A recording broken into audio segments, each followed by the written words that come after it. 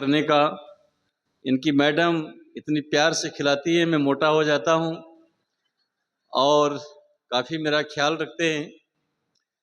तो आप जनरल बख्शी साहब के अंदर कौन सी क्वालिटी पाते हैं जो इन्होंने इतना अपने लाइफ में अचीव किया?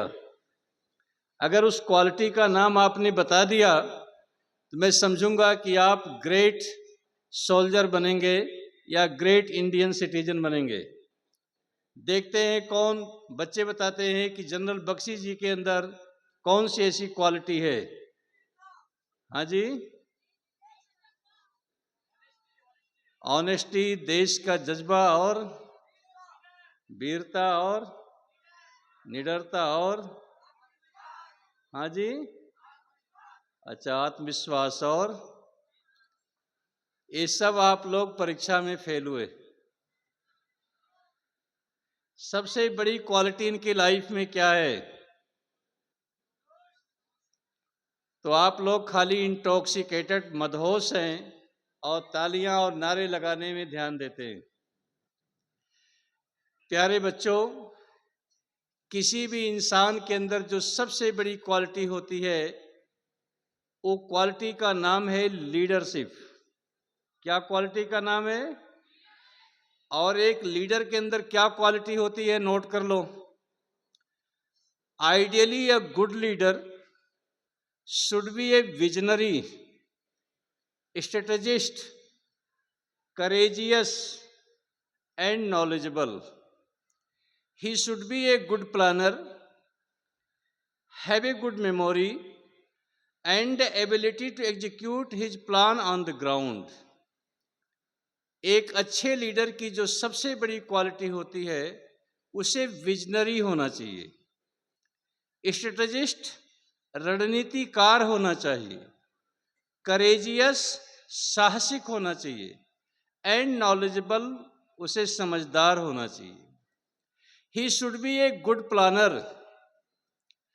सेकेंड वर्ल्ड वॉर के हीरो विस्काउंट मॉन्टगोमरी की बायोग्राफी हैमिल्टन ने लिखी है और हैमिल्टन ने अपने लाइफ में सिर्फ 2 पीपल की बायोग्राफी लिखी है, 2 पर्सन की।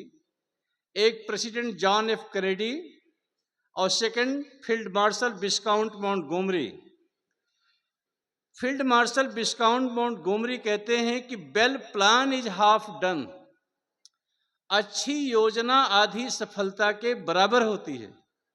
जो इंसान अपने लाइफ में प्लानिंग नहीं कर सकता है, योजना नहीं बना सकता है, उसे सक्सेस नहीं मिलती है। तो he should be a good planner, have a good memory. उसकी याददाश्त इतनी अच्छी होनी चाहिए कि उसे हर चीज उसका ब्रेन सर्च लाइट की तरह होना चाहिए। Have a good memory and ability to execute his plan on the ground. और अपनी मिशन को, अपनी एम्बिशन को, अपनी एम को ग्राउंड पर इंप्लीमेंट करने की उसके अंदर क्षमता होनी चाहिए। अभी साहब की स्पीच से आपने क्या समझा? फर्स्ट सेंटेंस इन्होंने क्या बोला था? आपने इनकी स्पीच से कुछ सीखा या नहीं सीखा, लेकिन हमने बहुत कुछ सीखने की कोशिश की। पहली स्पीच में क्या बताया था? फर्स्ट सेंटेंस क्या था? जो बताएगा मैं उसको 1000 रुपये इनाम दूंगा।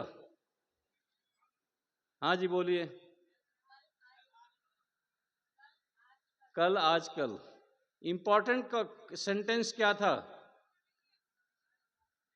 उनका इंपॉर्टेंट सेंटेंस आप सब भूल गए। वो था कि फौजी किसी से मदद नहीं लेता है, दूसरे की मदद करता है। ये क्या सीखने की शिक्षा थी? आप तो फ्यूचर बनेंगे जब कुछ करेंगे। ये जो हमारा गेस्ट हाउस है, यही जनरल JS अरोड़ा रहा करते थे। आप देखिए, सिर्फ 2 स्टेप है और 2 स्टेप चढ़ते थे तो हा हा ऐसे करते थे। उनको अस्थमा का रोग था। मैं दौड़ करके उनका हाथ पकड़ता था। वो कहते थे स्टिक से, डोंट टच मी। मैं सर अटेंशन खड़ा हो जाता था। बोले फौजी दूसरे की मदद करता है, दूसरे से मदद लेता नहीं है, डोंट टच मी। और अपने आप चल पड़ते थे। तो लीडरशिप की क्वालिटी में आपको बताकर 2 मिनट में बात खत्म करता हूं। आपने दो पोस्ट हमारे इंडिया में है, उनका नाम सुना होगा। एक का नाम है नाथुला, सुना है किसी ने? सिक्किम के बच्चे कहाँ हैं? सिक्किम के लोग, सिक्किम के टीचर, सिक्किम के टीचर यहां कहां पर हैं? खड़े हो जाएं। मैडम आप सिक्किम से हैं, तो आपने नाथुला का नाम सुना है? नाथुला सुना है आपने? गुड। तो एक पोस्ट है नाथुला और एक पोस्ट का नाम है जलपला। 1962 की वार में आर्मी हेडक्वार्टर से हुक्म आया कि ये सेक्टर हमारा वीक है, इसलिए दोनों जीओसी अपना पोस्ट खाली करके वापस आ जाए। तो जो जलपला पोस्ट के जीओसी थे, उन्होंने अपने सबऑर्डिनेट्स के साथ डिस्कशन किया, ट्रुप्स के साथ मीटिंग किया और लगेज को पैक करके पोस्ट खाली करके वापस आ गए, चूंकि हाई कमांड का हुक्म था। यही हुक्म नाथुला पोस्ट पर भी आया। वहां के जीओसी ने अपने सबऑर्डिनेट से डिस्कशन किया, ट्रुप्स के साथ दरबार हाल में मीटिंग किया और कहा हमें पोस्ट खाली करके वापस चलना है। जब अपनी बात उन्होंने समाप्त किया तो अपने ट्रुप्स से उन्होंने एक क्वेश्चन किया कि आक्रमण करने वालों के पास आर्म्स एमिनेशन है, वो हमारे पास भी आर्म्स एमिनेशन है। आक्रमण करने वालों के पास नफरी हैं, हमारे पास भी नफरी हैं। हमारी ड्यूटी क्या है? आर्मी की ड्यूटी है to ensure the sovereignty and territorial integrity of the country. देश की संप्रभुता और उसकी सीमाओं की सुरक्षा करना हमारी ये प्रमुख जिम्मेदारी है। आर्मी की हर यूनिफॉर्म सर्विस की 3 ड्यूटी होती है। उस ड्यूटी में पहली ड्यूटी है to ensure the sovereignty and territorial integrity of the country. तो बोला जिस देश की रक्षा करने के लिए हमने यूनिफॉर्म पहना है, हम अपनी पोस्ट को खाली क्यों करेंगे? उन्होंने कहा कि जिसको अपनी बीवी बच्चे की याद आती हो, जिसे कुछ बीमारी हो, वो इसी समय यहां से चले जाए, और जिसको देश से प्यार है वो हमारे साथ रहे। सब ने कहा सर हम फाइट करेंगे। बोला वेल डन कमांडर, फील्ड में आइए। हमारी 300 कैजुअल्टी हुई, 300 लोग हमारे देश के शहीद हो गए, लेकिन इसके अगेंस्ट में चाइना की 800 कैजुअल्टी हुई, वो 800 लोग मारे गए। और डिसीजन का रिजल्ट क्या रहा?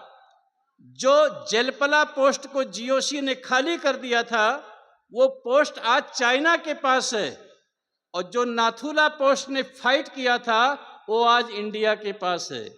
इससे शिक्षा क्या मिलती है? जो लड़ता है वो राज्य करता है, और जो भागता है वो सब कुछ खो देता है।